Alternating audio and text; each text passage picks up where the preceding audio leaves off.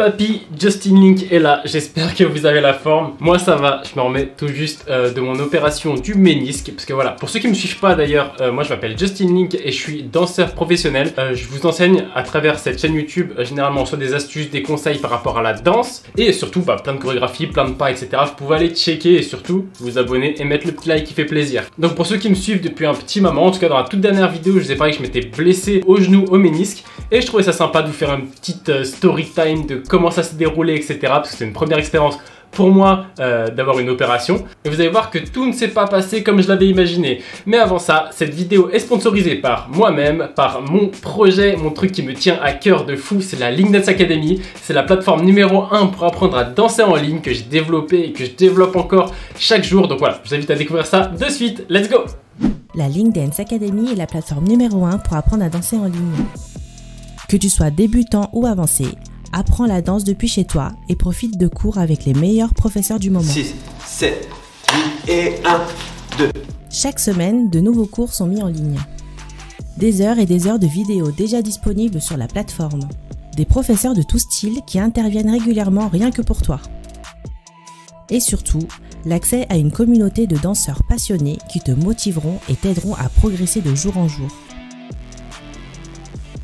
Rejoins la famille Link Dance Academy dès aujourd'hui et profite de 7 jours d'essai offerts pour tester cette nouvelle façon d'apprendre à danser. Pour en savoir plus, clique sur le lien du site dans la description et rejoins-nous sur Instagram. Ok, donc pour commencer, comment je me suis blessé? Alors tout le monde doit se dire, ah il a dû faire une figure mal retombée, il a dû danser nanani nanana. Pas du tout, mais alors pas du tout. En faisant du squash. Ok, c'est-à-dire que ça fait 15 ans que je danse, que j'enseigne, que je fais des compétitions, que je suis parti partout dans le monde. À l'époque, on me lançait carrément, il y avait une personne d'un côté, une personne de l'autre, on m'envoyait faire des énormes saltos en l'air, je retombais, etc. Et je me suis jamais blessé en danse. Et là, bien sûr, je fais du squash. Alors le squash, pour ceux qui connaissent, c'est hyper intense. Et voilà, je me suis blessé en faisant ça au ménisque. Donc en fait, le ménisque, c'est simple, il y a le fémur, il y a le tibia péroné, et c'est le petit coussin qu'il y a entre les deux qui a été fissuré pour moi. Donc normal, dès le début, je vais au médecin, on me dit, oulala. Même le médecin il m'a dit, ça sent pas bon là, ça sent pas bon du tout. Elle m'a déjà préparé la lettre pour le chirurgien, donc elle sentait très bien l'opération, elle me l'a fait savoir très vite. Donc suite à ça, bien sûr, je vais passer l'IRM. Pour ceux qui connaissent pas, c'est le gros tube là où tu passes à l'intérieur. Bon là, je passais que la jambe dedans. C'est grave stressant. Pour ceux qui ont déjà fait et qui ont déjà vécu ça, je pense que vous avez compris ce que je veux dire. Il y a beaucoup de bruit, on vous met un casque sur les oreilles pour pas que vous écoutiez, etc. Tous les bruits un peu stressants qu'il y a autour. Là j'ai eu de la chance, je rentre pas entièrement dedans parce que ceux qui sont claustrophobes, ça doit être un enfer, vraiment.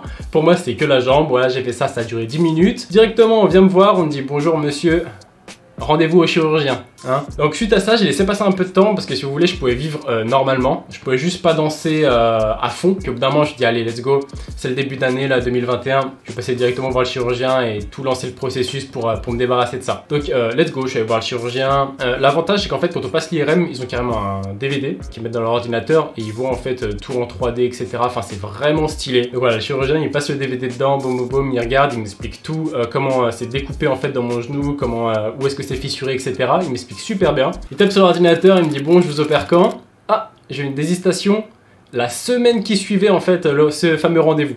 Je fais allez go, comme ça c'est fait, pas le temps de stresser, pas le temps d'appréhender, enfin, pas trop le temps on va dire, et comme ça au moins c'est réglé. S'ensuit après tout un tas de papiers, de trucs un peu relous, très relous même. Et bien sûr je vais faire le test Covid, je mettrai une petite photo. Ensuite, on arrive la veille de l'opération. Donc la veille de l'opération, avec quelques petites préparations à faire, du style s'épiler totalement la jambe. Arrivé le lendemain matin. Bon et bah la famille, c'est le grand jour. Il y a mon chat qui miaule. C'est aujourd'hui que je me fais opérer. Et je vais me faire un petit café pour commencer. Alors j'ai rendez-vous à 10 h ce matin. Normalement l'opération est à 14 h il me semble. Elle dure 1 heure, 30 minutes de préparation et 30 minutes d'opération. Et je me fais endormir totalement. Je vais peut-être pas tout vous dire dans cette petite vidéo, mais voilà, pour vous faire une idée. J'arrive à l'hôpital, 10 h pile, un petit peu même à l'avance pour être sûr. Je fais mon entrée, etc., papier comme d'habitude. Et on me met dans une chambre. Là, on commence à me prendre la tension, etc. On me pose encore quelques questions par rapport au Covid et tout ça. Et on me laisse tout seul dans cette chambre-là. On me dit, voilà, tu vas passer vers 14 h, il y a le brancardier qui va venir te chercher. Petite chose que je vous ai pas dit, il faut être à jeun 6 heures avant l'opération.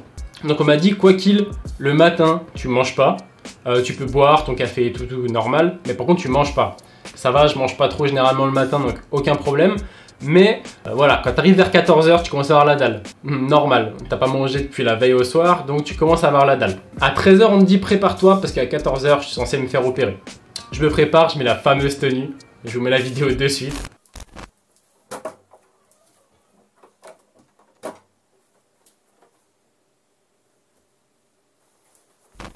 Et une fois que j'ai été beau gosse comme ça, hein, vous l'avez vu, suite à ça, il arrive 14 h. Si vous voulez, en fait, je vais ranger un peu toutes mes affaires, tout ça. Il fallait tout que je prépare un peu à l'avance pour être prêt au moment où on vient me chercher pour l'opération. Je range tout et tout, je m'allonge dans le lit, 14 h 30, 15 h, 15 h 30. Il y a un mec qui rentre pour se faire opérer. Il se fait embarquer direct, quasiment direct. Il revient, j'étais pas encore passé, 16 h.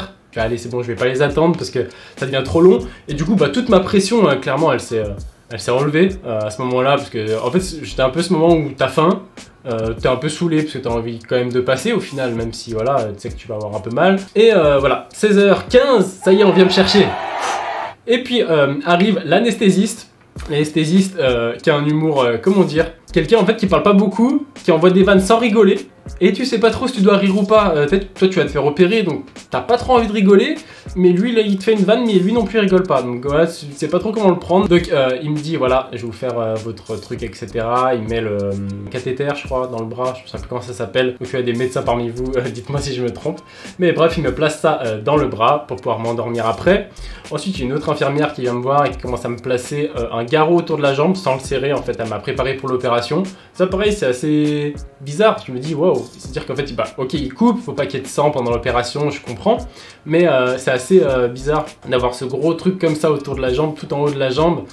Et tu sais qu'il va être serré, compressé. Je sais pas, moi ça m'a fait une sensation bizarre, mais il y avait rien de grave quoi. Et ensuite, du moment où je rentre dans le bloc d'opération, là tout s'enchaîne, il y a plein de monde, tendez le bras de l'autre côté, prends la tension, tac, mettez le masque, alors là c'est parti, je savais que c'était la fin, mettez le masque et respirez 4 grandes respirations à l'intérieur. Moi honnêtement ça m'a rien fait, mais du moment où il m'a mis le produit dans le bras, je l'ai senti circuler et il m'a dit dans 2 minutes tu dors. Je vous mens pas, 10 secondes après j'étais loin. Directement on se retrouve après le réveil. Le réveil, un enfer, je vais pas vous cacher, hein. Je m'attendais pas à ça en fait. Je pensais que j'allais me réveiller, j'allais être dans le pâté, etc. normal, mais je pensais pas que ça allait être si dur, si long. Bref, je vous explique. Je me réveille, on me dit ok monsieur, tout s'est bien passé, réveillez-vous tranquillement, respirez fort, etc. Je respire je me réveille. J'avais vraiment mes yeux qui tombaient tout le temps, j'arrivais pas à les tenir ouverts, clairement. Bref, la meuf elle me dit, ne vous inquiétez pas, c'est ok, je vais vous ramener dans la chambre, tout s'est bien passé.